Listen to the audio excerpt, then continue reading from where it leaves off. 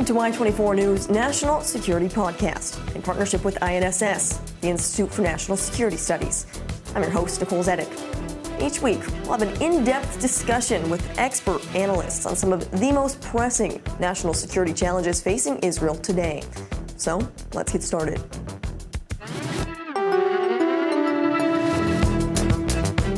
Just over 1 year ago, on October 7th at 6:29 a.m., the Hamas terror group launched a surprising, brutal, and murderous attack on Israel, committing unimaginable war crimes against innocent civilians, firing thousands of rockets indiscriminately at major towns and cities, and abducting 251 people to the Gaza Strip. On that day alone, 1,200 Israelis were murdered. To this date, the war has claimed the lives of more than 1,700 Israelis, including more than 700 soldiers. Following Hamas's surprise attack, Israel regrouped, and the military launched a large-scale ground maneuver in Gaza with two main goals: dismantle Hamas's military and governing structures and secure the release of the hostages. Now, 1 year and 1 week after the October 7th massacre, Israel has eliminated the mastermind behind that dark Saturday, Hamas leader Yahya Sinwar. He was killed during a chance encounter with a group of Israeli soldiers in Rafah. This is a critical moment in history. What exactly does it mean for the war in Gaza and the ongoing conflict on all fronts? After this major success, how should Israel move forward with its objectives in this multi-front war?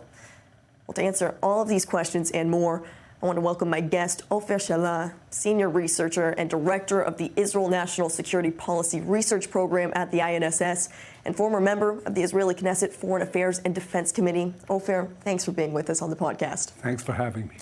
Ofer, I want us to start from the beginning, and I'm going to give us a quote from Prime Minister Benjamin Netanyahu himself, who stated that the objectives of the war are destroying Hamas's military and governing capabilities and bringing the captives back home.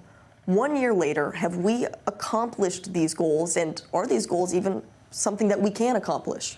Well, what has been accomplished is the destroying the infrastructure, the military infrastructure that Hamas had. But you have to realize that this is what we call a hybrid organization. And once you destroy its military infrastructure, it goes back to fighting in guerrilla tactics, terror tactics, and so on. Of course, the mission of bringing the hostages back home was not completed, and the only way hostages in large numbers came back home was through a deal. So to combine all of this, the military effort, and which was, we can analyze it in many ways, but mostly successful in the mission of, once again, destroying the Hamas military infrastructure, should be accompanied by a diplomatic, political effort to not only to achieve bringing back the hostages, and not only to create an alternative to Hamas, because we see the IDF going back into areas, for example, in the northern Gaza Strip, so as to fight once again Hamas rising in that area, because there is no alternative to Hamas in being the central force in people's lives, in the Gazans' lives back over there. But also, if you look at the war from a wider perspective, this is not a war against Hamas or against Hamas and Hezbollah. This is a war vis-a-vis the so-called Iranian axis of resistance. And we put out a paper the second week of the war at the INSS, a group that I led, that said the objective, one of the strategic objective of the war should be establishing a counterweight to that axis of resistance, supported by the United States. And that would create something that is more stable. That has not been reached yet. So you may say most of what the military can do has been achieved. The political, diplomatic solution is we're still far away from. Have there been steps made towards progress in what you're mentioning in targeting the wider problem here, which is Iran?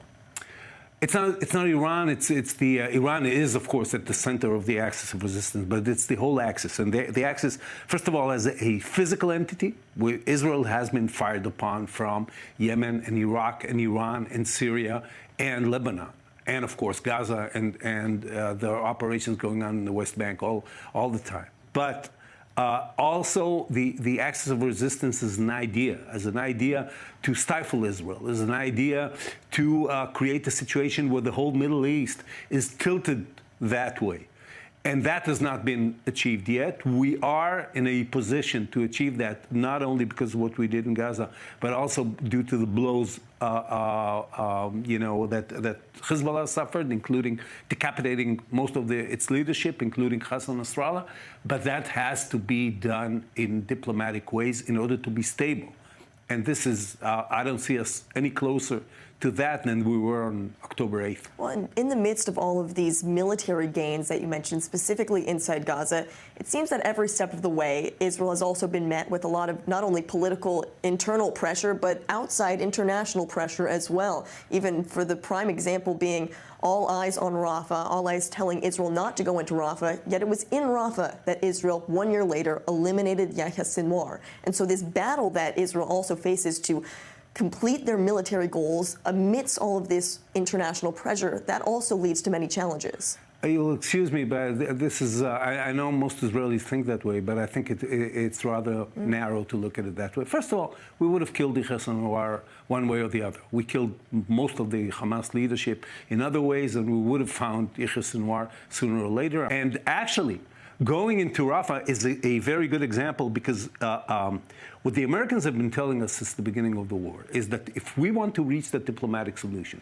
we have to work through a coalition because we need a Middle Eastern coalition of what I call stability-seeking countries. And I don't consider a lot of them moderate, but they are stability-seeking. And they are threatened by the axis of resistance no less than Israel is. And we should work together with them. And case in point here, looking at Rafah and what we call the Philadelphia corridor, is Egypt. Had we moved into Rafah in the first days of the war, that would have been construed by Egypt as a step leading to better Egyptian security, because that would have created a wall against Gazan rushing into the Sinai Desert, into Egyptian territory, which is a thing Egypt fears. When we did it in April, after having moved close to 1 million Palestinians into the Rafah area, it was inevitable for the Egyptians to see it as us trying to push them into Sinai. So the same military action, taken and viewed through a different diplomatic, political lens, is completely different. And we haven't moved, as I said, ever closer. And actually, if you look at Egypt, Egypt is now telling us basically, you want Gaza, it's yours. We don't want to have anything to do with Gaza. And if we are left with Gaza for Israel to manage, and in the eyes of the world, for Israel to occupy, would be very, very dangerous for Israel. And you mentioned that a diplomatic solution, it seems that now is the time that this needs to happen. And right now, following Sinwar's death, how is there possibly more room for this diplomatic solution? It had been Sinwar who everyone, not only the United States, Israel, everyone seemed to be blaming him for holding up a hostage release deal. Well, now he's out of the way. Is there more room for these negotiations and talks to take place now? I don't know that we have. I don't know who we talk to at this point. Yeah, but everybody's talking about Sinwar's brother. There's, of course, the outside leadership. Yeah, the outside leadership of Hamas, what's left of it, and so on. But to me, the main thing is members of that would-be coalition. We're talking about Saudi Arabia, we're talking about the Emirates, we're talking about Egypt, we're talking about Jordan, even Morocco, which is quite far away, should be part of it. And of course, we are talking about the United States. And now, having spent the last year not doing anything about it, we are, 2 weeks removed from elections in the United States. And of course, everything is on hold. And time, in my mind, is not on our side. We're doing a lot of good things militarily, but politically, it's not on our side. And if after the elections, President Biden is still in place until January, and if we wait for the next president, be it Trump or Harris, we don't know at this point. But once again, we are inching closer every day towards a situation where Israel is considered to be the de facto ruler of Gaza. And in my mind, once again, this is very, very bad for Israel. And just this week, we've actually seen some senior members of the Knesset holding a conference stating that they want exactly that they want to resettle and build new settlements inside Gaza. Now, this is not, it doesn't seem the general consensus within inside Israel, but these are strong voices coming from within the Israeli government. And this internal pressure inside the Israeli government also makes it difficult for them to have a pathway forward. Of course, and there's of course a situation on the ground. We move into the northern part of the Gaza Strip, and we tell the people to go back south, which they already did, 6 months or 7 or 8 months ago, and we are taking responsibility. I don't know if IDF soldiers are going to do that themselves, but we are taking responsibility as far as the humanitarian aid is concerned. The whole world looks at it, and that we have no partner in the Middle East. The Saudis are not moving in, the Emiratis are not moving in, the Egyptians are not moving in. Then we are considered to be de facto rulers of Gaza. And now, when you fight a war, you have 4 kinds of resources. You have your military, physical resource. You have your human resources for the military, and Israel is based, of course, the IDF is based on a reserve corps. A lot of it is reserve soldiers. You have international legitimacy, and you have internal legitimacy. And every one of those resources is running lower. And we have to take that into account, and we have to act diplomatically to reach a stable solution. Otherwise, we'll deteriorate it, whether intended, as you mentioned, those MKs and so on, or unintended, we will slide towards a situation which is even hazardous, even more than bad, hazardous for Israel. Ofer, what about the big picture here also when it comes to the ideology within Gaza? Because Yahya Sinwar is dead, but this ideology does not necessarily die with him. And so when it comes to tackling that problem, how should Israel go forward? Because this is truly the bigger problem with Hamas right now, because as you mentioned, someone will replace Sinwar. They might not have the same notoriety and the same prominence as him, but someone will, as long as this ideology lives on. Yeah, well, there's not much we can do about the ideology of the people in Gaza right now. And when they're looking at us, yes, I think a lot of them hate Hamas.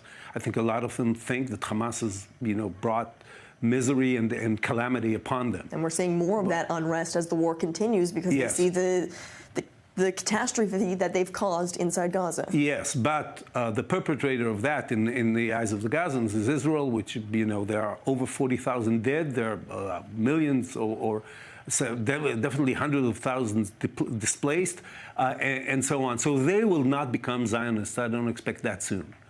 What they should see is somebody else taking responsibility for their lives. Those are people who don't have homes to live in, who are worried about food, who are worried about the security, the safety of their children. And if they don't see somebody else that is not Hamas, or even worse than Hamas, because if you're talking about a Somalia-like situation, so even something worse, sprouts when you take out the bad weed that is Hamas. If they don't see that alternative, they will go back to Hamas, or even worse. So we have to take that into account. And we're talking a lot about the leaders inside Gaza right now, but also the leaders outside of Gaza, specifically those leaving lavish lives inside Qatar right now. Is this another place that then could add more voices to the conversations that are happening right now, add more influence as well, something else that Israel needs to tackle when it comes to dismantling Hamas? Look, every one of those people still alive, deserves to die. The question is not whether they deserve to, or the question is not whether or not we can do it. We've proven that we can do it. The question is, what is the end state that we see? What is the stable? You don't want to talk about a permanent situation in the Middle East, fine. What is the long range or long standing or somewhat stable situation that we can see? And that will be either Hamas or an alternative Arab entity or Israel. And I think both Hamas and Israel are bad options for Israel. And so how can Israel incentivize some of these Arab states to have a play in what's happening? Because right now there's no incentive, as you mentioned, and so it seems like Israel will be the de facto whether they want it or not. So how can these Arab states actually step in? The plan has been laid by President Biden since the beginning of the war. There are interests there because, as I said, they will not do it because they love Israel, okay? Or, as I said, because they're moderate. They will do it because it's in their interest. The Saudis are very interested in some kind of defense treaty with the United States. The United States is telling them, you want that, you need to have normalization with Israel. They're saying, okay, normalization with Israel should entail, at least talking about, not even doing anything, talking about, at the end state, a Palestinian entity that we will negotiate with diplomatically. The Netanyahu government has not been ready to say that. Netanyahu, it's not a question of what he thinks, whether he's politically pressured or otherwise, he hasn't been willing to say that. So the whole thing is a stalemate. But the stalemate, it's not a stable situation, once again. And we are moving closer, and we are very close to the point of no return, where everybody, including the Americans, will say, okay, you want Gaza? This is your problem. And I'll tell you, it's one hell of a problem. Why would we reach that point of no return? How would that happen? It's, in a way, already happening in the north of Gaza. We've said, when we came in, the latest military operation, and we called for the civilians to leave some of the northern part of Gaza, and we're talking about moving even further in the coming weeks. And we said, because there was what was called the general's plan, which is a crazy idea that we're going to starve, everybody that stays behind. Okay, we're not doing that, thank God. But we are saying Israel is going to take care of them. Now there are talks about, some kind of paramilitary American organization or company moving in. Long range, it's Israel that's going to be responsible. And it's Israel that's going to be both the security guard and the person who brings food to the door of those people. This is de facto occupation. And once this is the way the world views it, and we're very close to it, the ramifications for Israel's global standing and Israel's legitimacy, even to defend itself, the ramifications would be very, very bad. So the question right now, Ofer, is exactly how Israel moves forward. I want to bring in the INSS October Swords of Iron survey, as this gives an insight into at least how Israelis think that Israel should move forward. Less than half of the respondents said that they're satisfied to at least a large extent with the operational achievements in Gaza so far. Meanwhile, more than half, they say they believe to a large extent that the war's objectives will be achieved in Gaza. So although some of them aren't happy at this stage, they do have faith in Israel to meet those stated objectives. Look, I know the research is doing this research, and they're doing a great job. But when you ask people, do you think the objectives will be met? They have to believe that they will. And there's some contradiction, and I've been part of the team preparing the questions for those surveys, so I know this firsthand. There have been sort of contradictions if you look at the answers that people give, because they see basically, they don't see a clear option, and they don't see a clear alternative before them. So they're saying, let's move forward, and maybe something good will happen. And but this is not a plan. This is okay. This is public opinion, fine. This is not a political plan. This is not the way a responsible government should act, even though that's what they see in surveys such as ours.